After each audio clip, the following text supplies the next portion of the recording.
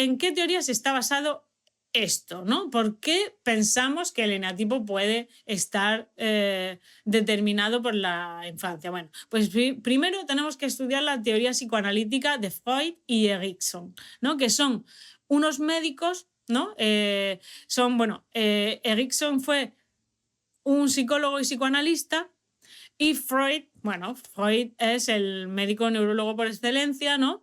Y desarrolló una teoría de desarrollo psicosexual. Y ahí empezó a postular sus primeras teorías sobre una serie de fases, ¿no? Por las que atraviesa el bebé, que serían la oral, la anal, la fálica, etcétera, ¿no? Y entonces ahí tenemos las primeras teorías de las distintas fases de la infancia, ¿no? En la que, bueno, si estudiáis a Freud, pues veréis que tiene muchísimos escritos referidos a esto, ¿no?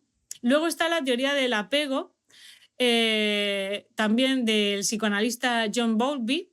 También habla como las diferentes formas de apego que él detectó, como el apego seguro, el apego ansioso, el apego evitativo, el apego desorganizado, cómo estos tipos de apego influyen a la hora de manejar el estrés del bebé, a la hora de establecer sus relaciones, a la hora de percibirse a sí mismos y a la hora de tener una repercusión luego en edad adulta, ¿no?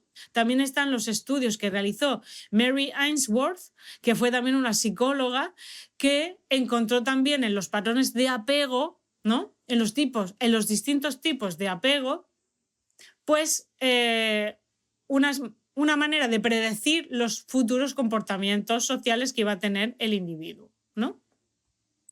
Luego también está la neurociencia, ha estudiado esto, ha estudiado sobre todo la plasticidad cerebral, ¿no?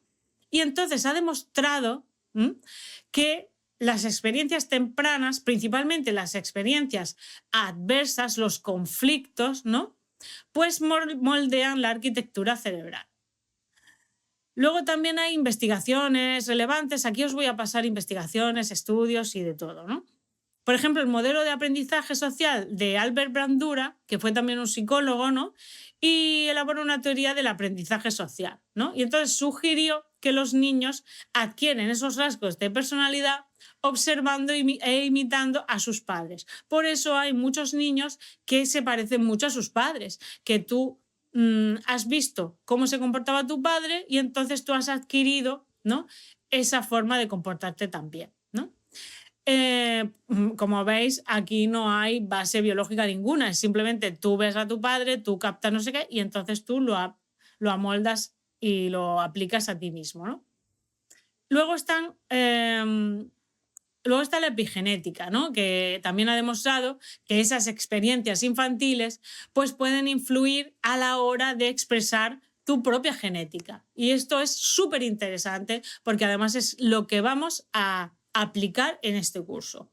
La epigenética, a ti te pueden decir que es que son los genes, pero es que los genes no lo es todo. Es la expresión de esos genes lo que influye. Tú puedes tener una genética determinada, pero es que tú puedes entrenar a tus genes. Tú puedes hacer que esos genes que tienes se expresen o no, y se expresen de una forma o no, a diferentes niveles.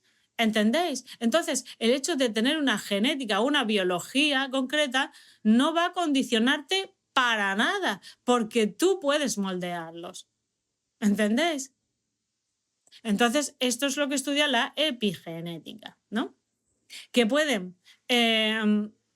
conseguir que se predispongan para un tipo de comportamiento o para otro, ¿vale? Con lo cual, tenemos que el mayor peso lo tienen las experiencias infantiles. Y luego ya os voy a pasar investigaciones que se han hecho que respaldan todo lo que estamos diciendo aquí, ¿no? Esta teoría de que la infancia tiene una influencia extrema a la hora de formar el eneatipo está respaldado, está avalado empíricamente por muchos estudios. Y aquí os los voy a pasar. Han realizado investigaciones psicológicas, neurocientíficas, sociológicas, ¿vale? Que no os voy a aburrir con esto porque lo podéis ver, ¿vale? La teoría humanista de Peirce, por ejemplo, ¿no? También está fundamentada con investigaciones que se han hecho de autoconciencia, experiencia presente, ¿vale? La bioenergética que postula Wilhelm Reich también tiene sus estudios, ¿no?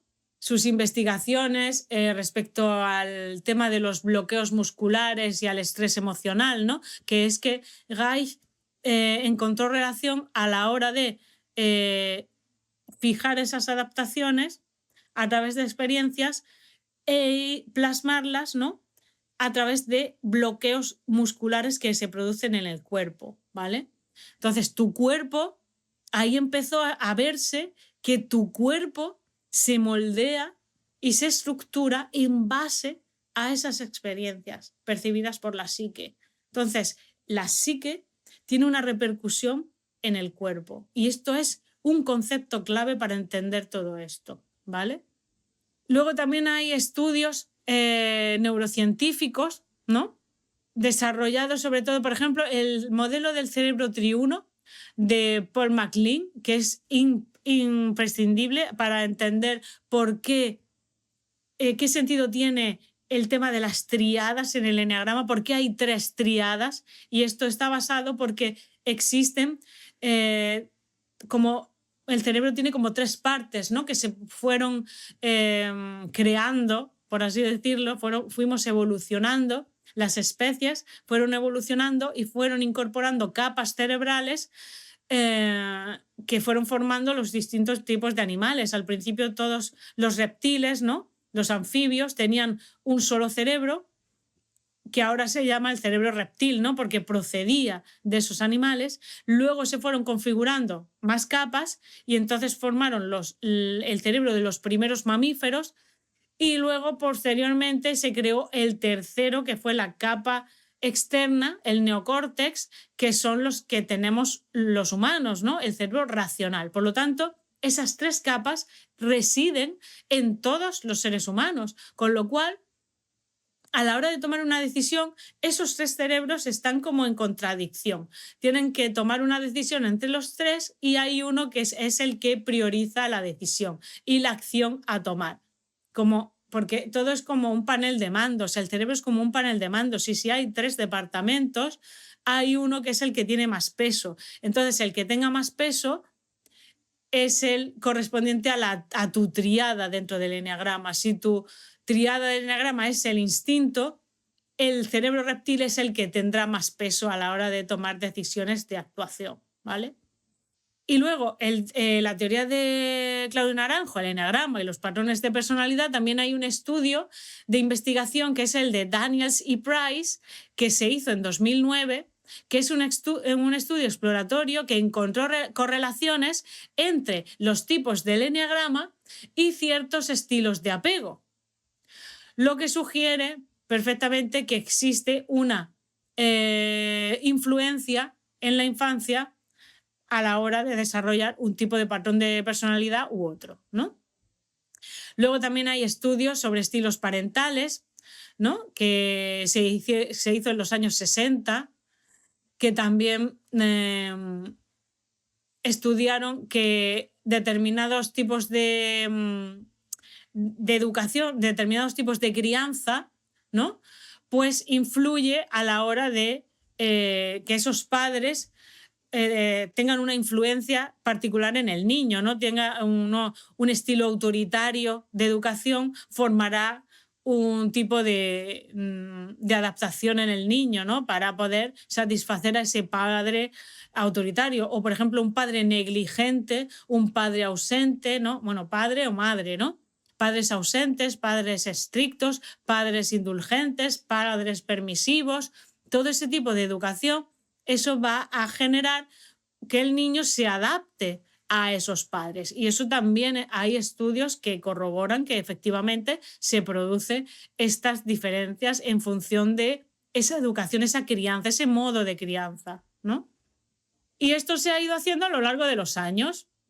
Por lo tanto, podemos estar seguros cuando decimos que las experiencias infantiles modulan la personalidad del niño. Y Con lo cual, conforme se vayan realizando más estudios, pues seguramente se irán matizando y corroborando que efectivamente el tipo de experiencias vividas y qué tipo de experiencias vividas serán las que configuran un eneatipo u otro. Y esto lo veremos en la lección de las infancias de cada eneatipo. Vamos a ver qué pasó en la infancia del 7, en la infancia del 1, en la infancia del 2, en la infancia del 4, en todo, para que se terminara configurando ese patrón, ¿de acuerdo? Pero quería que entendierais la importancia de esto, de la infancia.